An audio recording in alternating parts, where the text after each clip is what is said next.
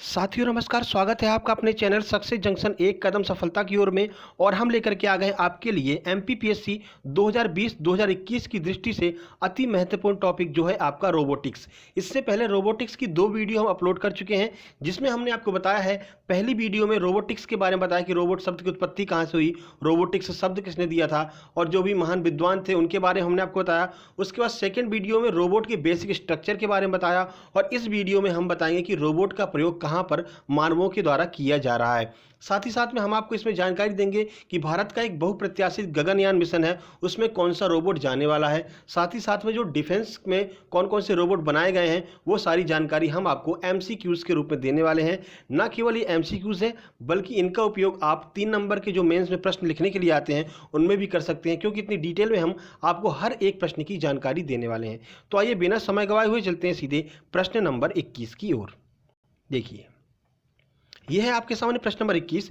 ऐसे रोबोट जो अंग प्रत्यारोपण के काम आते हैं उन्हें क्या कहा जाता है।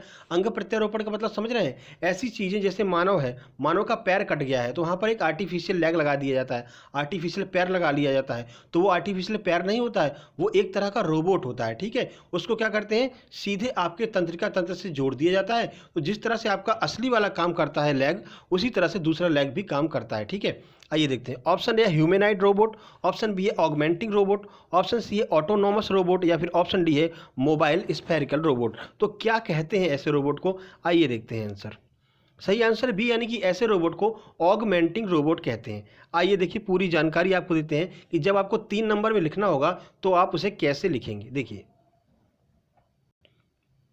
ऐसे रोबोट जो मानव के अंग प्रत्यारोपण में काम आते हैं, जो वर्तमान मानवों की क्षमता को बढ़ाते हैं या फिर उन क्षमताओं को प्रतिस्थापित करते हैं जिसे मानव द्वारा खो दिया गया है, जैसे कि प्रोस्थेटिक लिम्स होते हैं, इन्हें तंत्रिका तंत्र के साथ में जोड़ दिया जाता है। अब ऐसे जो लेग होते हैं या फिर जो हाथ होते हैं, जैसे किसी के हाथ कट गया है तो प्रोस्थेटिक जो है हाथ लगा दिया जाता है, उसी को एक तरह से रोबोट ही होता है, वो एक तरह का जो आपके तंत्रिका तंत्र के साथ में जोड़ दिया जाता है, जैसा कि हमने आपको शुरू में ही बता दिया है। तो ये इस प्रकार के रोबोट को हम क्या कहते हैं, ऑगमेंटिंग रोबोट कहते हैं। उम्मीद करते हैं पहला प्रश्न आपको बिल्कुल समझ में आ गया होगा।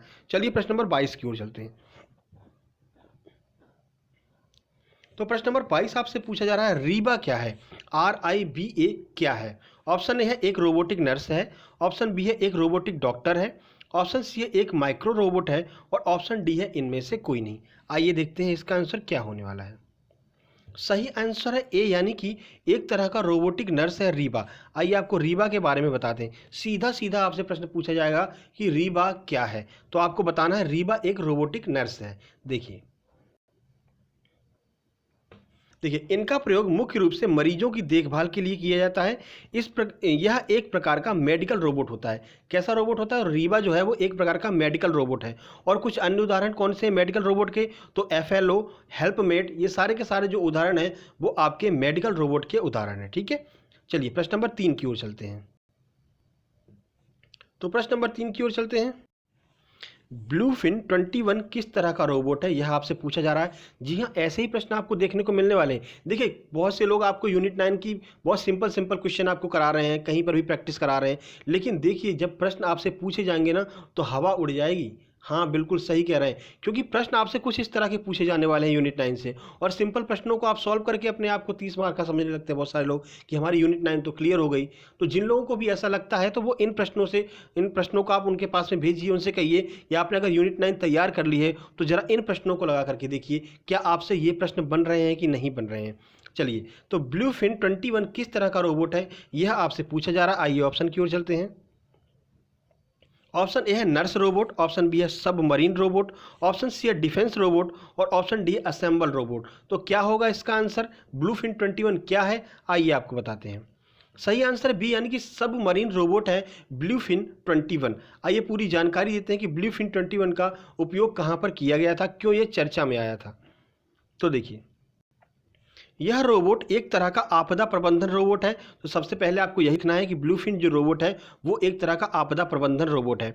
इसे मलेशियाई विमान MH370 की खोज के लिए हिंद महासागर में भेजा गया था। अब देखिए, सबमरीन का काम क्या होता है, सबमरीन का काम होता है समुद्र के अंदर की चीज़ों को पता लगाना। ठीक है, तो एक जो मलेशिया का विमान था MH370 वो खो गया था, तो और बोला गया था कि ये जो है हिंद महासागर में कहीं पर जाकर के गिर गया है, तो उसकी खोज के लिए इस रोबोट का निर्माण किया गया था। चलिए प्रश्न नंबर 4 की ओर चलते हैं।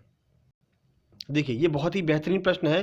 ड्रोन का एक अन्य नाम क्या है? ठीक है, जो ड्रोन ड्रोन अपन कहते रहते हैं वो एक तरह का रोबोट होता है, लेकिन इसका असली नाम क्या है? ऑप्शन ए है यूएवी, ऑप्शन बी है एसयूवी, ऑप्शन सी है मैक एम ए के और ऑप्शन डी है एफएलओ। तो क्या है इसका आंसर? आइए देखते हैं। सही आंसर है ए, यानी कि ड्रोन का जो असली नाम है वो है यूएवी। अब यूएवी का फुल फॉर्म आपसे पूछा जा सकता है, आइए आपको यूएवी के बारे में बताते हैं। तो देखिए ड्रोन का एक अन्य नाम यूएवी ड्रोन है, जिसका अर्थ होता है अनमैन्ड एरियल व्हीकल। यूएवी यह एक तरह का टेली ऑपरेटेड रोबोट होता है। तो याद रखिएगा यूएवी का फुल फॉर्म है अनमैन्ड एरियल व्हीकल। याद रखिएगा, यह आपसे प्रश्न पूछा जा सकता है, छपने वाला प्रश्न है ये। देखिए हम आपके लिए इतनी मेहनत कर रहे हैं, हर जगह से प्रश्न ला रहे हैं ढूंढ करके, फिर टाइप कर रहे हैं, फिर आपको बता रहे हैं। ये चीज़ें आपको मार्केट में नहीं मिलने वाली हैं। आप सर्च करके देख लीजिएगा, आप कहीं भी चले जाइएगा, ये प्रश्न आपको नहीं दिखाई देंगे किसी भी किताब में, इस बात की पूरी गारंटी है। ठीक है, तो आपका भी फर्ज बनता है कि हमको सपोर्ट कीजिए, वीडियो को बस लाइक कर दीजिए, एक प्यारा सा कमेंट कर देंगे तो बहुत अच्छी बात है। कल एक भाई ने, जिनका नाम है गौरव सिंह शायद, उन्होंने बहुत अच्छा कमेंट किया था। उन्होंने ये कहा कि सर बेशक आपको लाइक और कमेंट नहीं मिल रहे हैं, लेकिन आपकी वीडियो से हमें इतना मतलब कॉन्फिडेंस बूस्ट हुआ है हमारा कि हमको ये लगने लगा कि हाँ हमारी यूनिट 9 क्लियर हो गई है। तो गौरव भाई को बहुत बहुत धन्यवाद, आपने ऐसा कमेंट किया। इससे हमको भी अंदर से लगता है कि हाँ किसी का तो हमने कॉन्फिडेंस लेवल बूस्ट किया है, किसी के लिए तो हमारी वीडियो फ़ायदा कर रही है। लेकिन अगर आप लोग लाइक नहीं करते हैं तो हमको भी अंदर से लगता है यार फालतू की मेहनत कर रहे हैं हम। तो इस बात को ज़रा ध्यान में रखिएगा। ठीक है, तो वीडियो को लाइक जरूर कर दीजिएगा और एक प्यारा सा कमेंट कर दीजिए, बहुत अच्छी बात है। नहीं, भाग्य आपके ऊपर डिपेंड करता है, ज़बरदस्ती तो हम कर नहीं सकते हैं, बाकी हम अपना बेस्ट देने की पूरा प्रयास करेंगे। ठीक है, तो टेली ऑपरेटेड रोबोट क्या होता है? तो टेली ऑपरेटेड रोबोट उसे कहते हैं जैसे हम यहाँ पर बैठे हैं और हमने ड्रोन छोड़ दिया, ठीक है, फिर ड्रोन कहाँ कहाँ जा रहा है, किस तरह से कार्य कर रहा है, वो सारी चीज़ें, सारी जानकारियाँ हमारे पास आती रहती हैं, उसको हम कहते हैं टेली ऑपरेटेड रोबोट। ठीक है, याद रखिएगा। प्रश्न नंबर 5 की ओर चलते हैं। तो यह है आपके सामने प्रश्न नंबर 5। आग में फंसे व्यक्तियों को बचाने के लिए डीआरडीओ ने कौन सा रोबोट बनाया है? ऑप्शन ए है दक्ष, ऑप्शन बी है एटलस, ऑप्शन सी है नेत्र और ऑप्शन डी है इनमें से कोई नहीं। आइए देखते हैं इसका आंसर, फिर आपको पूरी जानकारी देते हैं इस प्रश्न के बारे में। सही आंसर है बी, यानी एटलस नाम का एक रोबोट बनाया है आग में फंसे हुए व्यक्तियों को बचाने के लिए। अब ये एटलस अगर आग में फंसे हुए व्यक्तियों को बचा रहा है तो किस तरह का रोबोट होगा? एक प्रश्न यहाँ से और बन सकता है कि मेडिकल रोबोट है, या फिर आपदा प्रबंधन रोबोट है, या फिर डिफेंस रोबोट है। आइए देखते हैं। तो डीआरडीओ ने आग में फंसे हुए व्यक्तियों को बचाने के लिए एटलस नाम का एक रोबोट बनाया है। यह एक आपदा प्रबंधन रोबोट है। अगर आपके ऑप्शन डिफेंस रोबोट आ जाएगा तो आपको लगेगा डीआरडीओ ने बनाया है, भाई डिफेंस रोबोट ही होगा, लेकिन याद रखिएगा डीआरडीओ ने ये जो एटलस नाम का रोबोट बनाया है वो आपदा प्रबंधन रोबोट है, यानी कि आपदाएं जैसे कहीं पर आ जाती हैं तो उनको नियंत्रित करना, उसमें मदद करना इस रोबोट का काम होता है। जैसे कोई व्यक्ति आग में फंस गया है तो नॉर्मल व्यक्ति तो वहाँ पर जा नहीं सकता क्योंकि वो जल जाएगा। आपने चिट्टी मूवी देखी होगी, वो कौन सी मूवी थी? रोबोट मूवी देखी होगी, उसमें जो रोबोट चिट्टी होता है वो आग में जाकर के उस बच्ची को बचा करके लाता है। तो यही इस तरह से अपना दिमाग में रखिए कि जो आपदा प्रबंधन रोबोट होते हैं वो आपदाओं के समय काम में आते हैं। ठीक है, प्रश्न नंबर 6 की ओर चलते हैं। देखिए प्रश्न नंबर 6 है साइबर नाइफ क्या है? ये शब्दावलियां आपसे पूछी जाएंगी, साइबर नाइफ क्या है? आइए देखते हैं ऑप्शन। ऑप्शन ए है एक डिफेंस रोबोट, ऑप्शन बी है एक आपदा प्रबंधन रोबोट, ऑप्शन सी है एक विकिरण थेरेपी उपकरण और ऑप्शन डी है नासा का मंगल मिशन। आइए देखते हैं इसका आंसर। सही आंसर डी, यानी कि एक विकिरण थेरेपी उपकरण है। कौन? Cyber knife. अब देखिए आप अंदाजा ही नहीं लगा सकते, नाइफ का मतलब तो होता है चाकू, तो कुछ काटने पीटने वाला होगा, आप तुरंत डिफेंस लगा देंगे, ठीक है, या आपदा प्रबंधन लगा देंगे, लेकिन इसका सही आंसर है यह एक विकिरण थेरेपी उपकरण है। कौन? Cyber knife. आइए देखते हैं। तो यह एक मेडिकल रोबोट का उपकरण है, यानी मेडिकल रोबोट हो जाएगा आपका साइबर नाइफ, क्योंकि ये विकिरण थेरेपी दे रहा है। इस सिस्टम का उपयोग रेडियो थेरेपी देने के लिए किया जाता है। किसका? साइबर नाइफ का उपयोग, याद रखिएगा। चलिए प्रश्न नंबर 7 की ओर चलते हैं। प्रश्न नंबर 7 है पिक एंड प्लेस रोबोट का उपयोग कहाँ किया जाता है? ऑप्शन ए है उद्योगों में, ऑप्शन बी है रक्षा क्षेत्र में, ऑप्शन सी है मेडिकल क्षेत्र में, या फिर ऑप्शन डी है आपदा प्रबंधन क्षेत्र में। आइए आंसर देखते हैं। तो यह है इसका आंसर। सही आंसर ए, यानी कि उद्योगों में यूज किया जाता है इस रोबोट का। देखिए यह एक तरह का औद्योगिक रोबोट होता है जिसका कार्य किसी वस्तु को एक स्थान से उठा करके दूसरे स्थान पर रखना होता है। जैसा कि आपको नाम से ही पता चल रहा है, पिक एंड प्लेस, यानी उठाइए और रखिए। तो इसका काम क्या होता है? एक स्थान से उठा करके वस्तु को दूसरे स्थान पर रखना इसका कार्य होता है। आपसे पूछा जा सकता है, तुरंत आप आंसर टिक कर सकते हैं। ठीक है, चलिए प्रश्न नंबर 8 की ओर चलते हैं। अब ये बहुत ही महत्वपूर्ण जो रोबोट बनाए गए हैं, जो रोबोट चर्चा में रहे हैं और जिनसे बिल्कुल 100% प्रश्न बनने की संभावनाएं हैं, वो प्रश्न अब हम आपको कराने जा रहे हैं। देखिए प्रश्न नंबर 8, व्योममित्र रोबोट का निर्माण किसने किया है? ऑप्शन ए है डीआरडीओ ने, ऑप्शन बी है बार्क करता है Bhama atomic and research centre. ठीक है, उसके बाद ऑप्शन सी है इसरो। इसरो को आप जानते हैं, और स्पेस एक्स तो भाई चर्चा में बनी हुई है, एलन मस्क वाली स्पेस एक्स। ठीक है, चलिए आंसर की बात करते हैं। सही आंसर सी यानी इसरो ने व्योममित्र का निर्माण किया है। आइए व्योममित्र के बारे में आपको कुछ जानकारी देते हैं जो महत्वपूर्ण हो सकती है आपकी परीक्षा की दृष्टि से, मेंस की दृष्टि से भी अति महत्वपूर्ण हो सकती है। तो देखिए, हाल ही में इसरो ने मानव युक्त गगनयान मिशन के लिए एक अर्धमानवीय रोबोट व्योममित्र को लॉन्च किया है। करंट का प्रश्न है, इसलिए और भी ज़्यादा महत्वपूर्ण हो जाता है। अब ये क्या एक अर्धमानवीय रोबोट है? अर्धमानवीय का मतलब है इसके पैर नहीं है, केवल ऊपर का धड़ धड़ है। ठीक है, अब ये कार्य क्या करेगा? तो व्योममित्र का कार्य दिसंबर 2021 में बहुप्रत्याशित गगनयान में विमान के अंदर का टेम्परेचर बताएगा और विमान के अंदर क्या गतिविधियां हो रही हैं उसकी जानकारी डायरेक्ट इसरो को देगा। कौन? व्योममित्र अर्धमानवीय रोबोट है। आपसे पूछा जा सकता है व्योममित्र किस प्रकार का रोबोट है? मानवीय यानी ह्यूमनॉइड, अर्धमानवीय यानी सेमी ह्यूमनॉइड, या फिर और भी दिया जा सकता है। तो याद रखिएगा व्योममित्र एक अर्धमानवीय रोबोट है क्योंकि इसके पैर नहीं है। ठीक है, चलिए अगले प्रश्न की ओर चलते हैं। तो प्रश्न नंबर 9 है डीआरडीओ द्वारा निर्मित दक्ष रोबोट का प्रमुख कार्य क्या है? यानी दक्ष रोबोट जो डीआरडीओ ने बनाया है, एक प्रश्न तो आपका यहीं से क्लियर हो गया कि दक्ष रोबोट को किसने बनाया है? तो डीआरडीओ ने बनवाया है। अब इसका कार्य क्या है, आइए देखते हैं। ऑप्शन ए है आग में फंसे व्यक्तियों को निकालना, ऑप्शन बी है भूस्खलन में फंसे व्यक्तियों को निकालना, ऑप्शन सी है विस्फोटक उपकरणों की पहचान करना, या फिर ऑप्शन डी है इनमें से कोई नहीं। आइए इसका आंसर देखते हैं। सही आंसर है सी यानी कि विस्फोटक उपकरणों की पहचान करना इसका बिल्कुल सही कार्य है कि विस्फोटक उपकरणों की यह पहचान करता है। आइए पूरी जानकारी देते हैं। तो देखिए, दक्ष रोबोट का प्रमुख कार्य रक्षा क्षेत्र में है, यानी कि ये एक डिफेंस रोबोट है। ठीक है, यह विस्फोटक पदार्थों की पहचान करता है और उन्हें हैंडलिंग करता है। यह दो प्रकार है, मतलब इसके दो भाई बहन हैं, कुल मिलाकर के दो भाई बहन, एक भाई एक बहन है। क्या है? तो पहला है दक्ष मिनी और दूसरा है दक्ष स्काउट। मान लीजिए दक्ष मिनी इसका भाई है और इसका दूसरा नाम क्या है? दक्ष स्काउट है। अब देखिए दक्ष के कार्य बता देते हैं।